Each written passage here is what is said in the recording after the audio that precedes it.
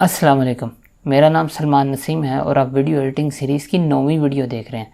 आज की वीडियो में हम वीडियोस को ब्लैक एंड वाइट करना सीखेंगे। ये इतना आसान है कि जस्ट हम फ्यू क्लिक करेंगे, 2 क्लिक करेंगे और वीडियो ब्लैक एंड वाइट हो जाएगी। उसके लिए सबसे पहले हम वीडियो स्ट्रिप को सिलेक्ट करेंगे। ये हमारे पास वीडियो स्ट्रिप है, ऐसे सिलेक्ट करेंगे। यहाँ पे कलर के अंदर जाएंगे और इसे ज़ीरो कर देंगे, तो ये हमारे पास इस तरह से ये ब्लैक एंड वाइट आ जाएगी। और अच्छी चीज़ ये है कि हम इसको एनिमेट भी कर सकते हैं।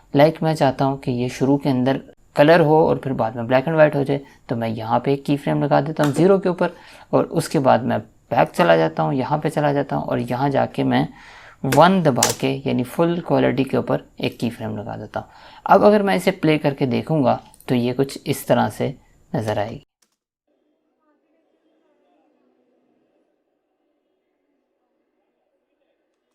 आज की वीडियो में इतना ही था।